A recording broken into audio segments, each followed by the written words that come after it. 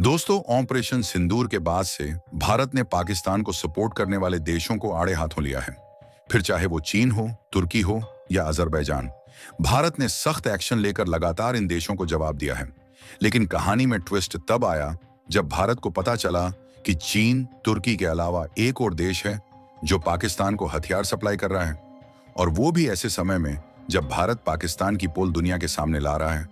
लेकिन इन सब के बीच में अगर किसी देश ने भारत का हमेशा साथ दिया है तो वो रूस है, और अब रूस से भारत को ब्रह्मास्त्र मिलने वाला है, जिसको लेने एनएसए अजित डोभाल रूस की यात्रा पर जा रहे हैं। पूरी डेवलपमेंट क्या है, आइए समझते हैं आज की इस वीडियो में।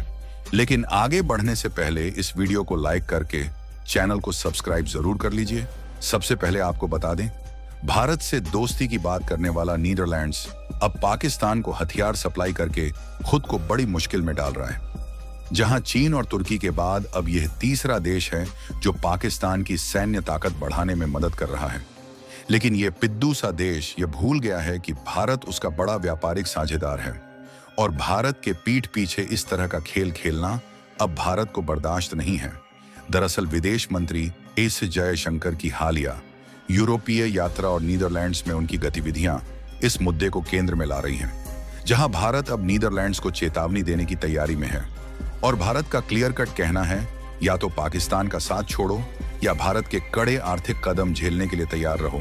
आपको बता दें, विदेश मंत्री डॉ एस जयशंकर इस समय यूरोप के 3 प्रमुख देशों डेनमार्क, जर्मनी और नीदरलैंड्स की 6 दिवसीय महत्वपूर्ण यात्रा पर हैं, जिसकी शुरुआत 19 मई को नीदरलैंड से हुई, जहां यह दौरा न केवल भारत की विदेश नीति के लिए रणनीतिक दृष्टिकोण से अहम है, बल्कि वैश्विक मंच पर भारत की सख्त होती कूटनीति को भी दर्शाता है, खासकर हाल ही में चलाए गए ऑपरेशन सिंदूर जैसे सुरक्षा अभियानों के बाद।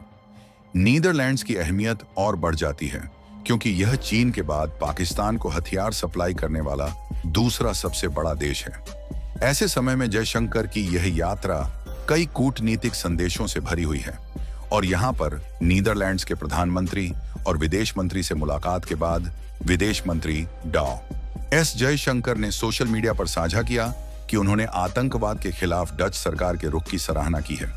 हालांकि इस सकारात्मक बयान के बीच एक बड़ा विरोधाभास भी छुपा है।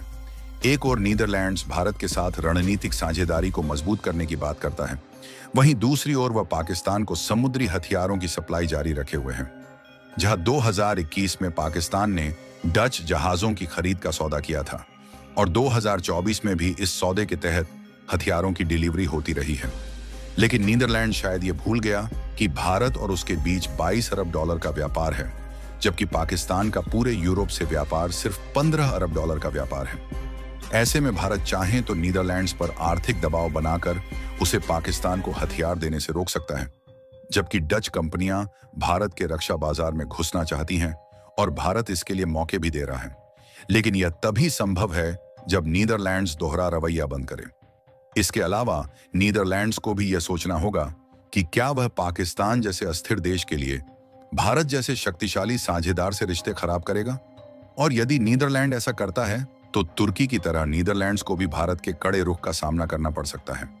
जबकि हाल की बड़ी खबर यह है कि राष्ट्रीय सुरक्षा सलाहकार अजीत डोभाल इस महीने एक बेहद अहम मिशन पर रूस की यात्रा पर जा रहे हैं, जहां इस यात्रा का मुख्य उद्देश्य S-400 एयर डिफेंस सिस्टम की शेष यूनिट्स की शीघ्र आपूर्ति सुनिश्चित करना है, जिसे लेकर वे रूस के शीर्ष अधिकारियों से रणनीतिक बातचीत करेंगे। दरअसल हाल ही में हुए ऑपरेशन सिंदूर के दौरान पाकिस्तान की संभावित जवाबी कार्रवाई को विफल करने में यही S-400 सिस्टम भारत के लिए एक निर्णायक ब्रह्मास्त्र साबित हुई थी। ऐसे में सूत्रों के मुताबिक भारत इस यात्रा के दौरान S-400 की नई खेप का ऑर्डर भी दे सकता है, जिससे देश की वायु सुरक्षा और मजबूत होगी। इसके अलावा डोभाल मॉस्को में 27 से 29 मई तक होने वाले राष्ट्रीय सुरक्षा सलाहकारों के 13th अंतर्राष्ट्रीय सम्मेलन में भी हिस्सा लेंगे, जहां वैश्विक और क्षेत्रीय सुरक्षा चुनौतियों पर गहन चर्चा होने की उम्मीद है। लेकिन मीडिया रिपोर्ट्स के अनुसार भारत इस समय रणनीतिक रूप से प्रयास कर रहा है कि रूस यूक्रेन युद्ध के चलते हथियारों और उनके कलपुर्जों की सप्लाई व मरम्मत पर कोई असर न पड़े।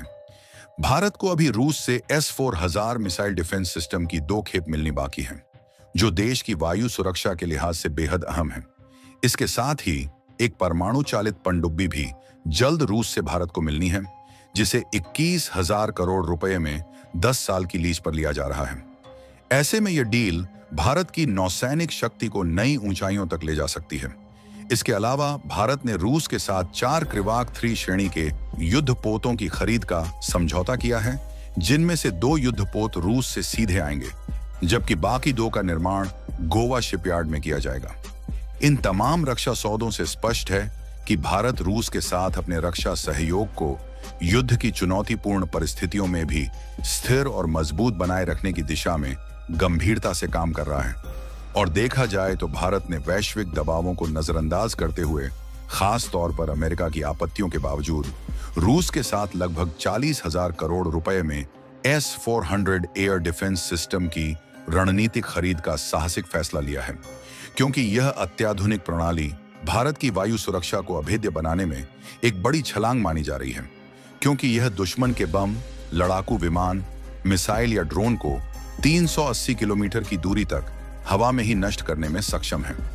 ऐसे में चीन और पाकिस्तान जैसे 2 मोर्चों पर चुनौती देने वाले पड़ोसियों की मौजूदगी को देखते हुए यह रक्षा कवच भारत के लिए किसी गेम चेंजर से कम नहीं है।